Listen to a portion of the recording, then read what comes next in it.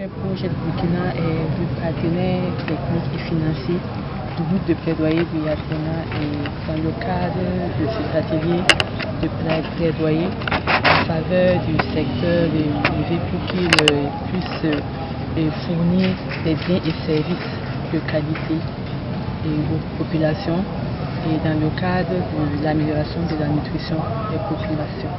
Le programme Red to Grow, c'est un programme de 5 ans qui a démarré en 2021, qui va s'intensifier jusqu'en 2025.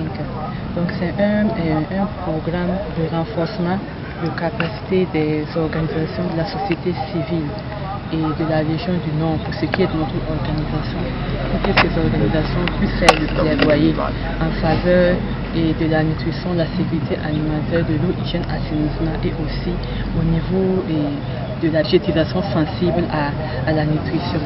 Donc notre rôle, c'est de vraiment outiller ces OSC qui sont déjà dans ce secteur-là, pour qu'elles puissent mener à bien leur travail régalien, parce que c'est ce qu'elles font d'habitude. Nous, on ne fait que renforcer leurs capacités.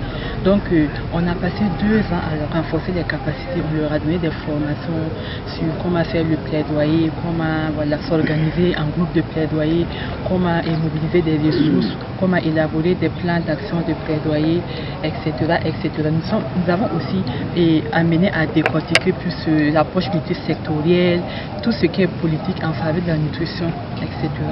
Et cette année, nous sommes vraiment dans la phase de mise en œuvre de leur plan de plaidoyer. Et actuellement, nous sommes là à les accompagner pour qu'elles puissent maintenant réaliser les activités, toucher les différents acteurs qui peuvent aussi intervenir pour améliorer la nutrition. D'ici les 5 années, nous aurons vraiment atteint un niveau où les groupes de plaidoyer même peuvent fonctionner, même sans l'accompagnement du programme Right to Grow, parce qu'ils ont déjà eu les outils nécessaires. Et après les 5 années, si par exemple il y a une phase 2 du programme, ça sera juste un bonus. Dans le cas contraire, nous sommes convaincus que ces groupes de plaidoyer peuvent mener à bien ces activités, même sans notre intervention. Il s'agit de plaidoyer pour le privé surtout. Donc le message qu'on a à véhiculer surtout, c'est au niveau des consommateurs. Donc nous invitons surtout les consommateurs qui sont nous tous de pouvoir tout simplement sur la sensibilisation de ce qu'ils ont dit également.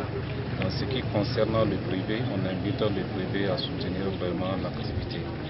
Donc nous remercions surtout cette initiative. Je suis satisfait. Là, nous avons pu réunir les acteurs et nous avons échangé pleinement sur la question de la malnutrition, et également nous avons pris des engagements pour effectivement travailler à ce que la malnutrition recule dans nos contrées, que ça ne soit plus un problème de santé publique dans notre province.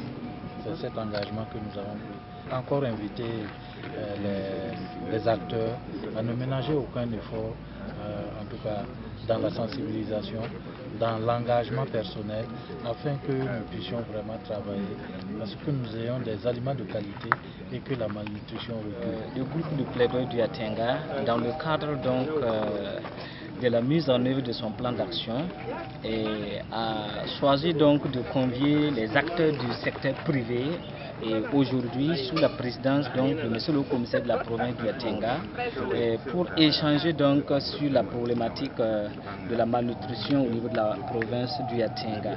Donc il a été question essentiellement de convier les acteurs du secteur privé pour leur présenter l'état nutritionnel au niveau de la province, et également aussi demander leur contribution pour l'amélioration donc des offres de services et de prestations en matière de nutrition, en matière d'eau et hygiène.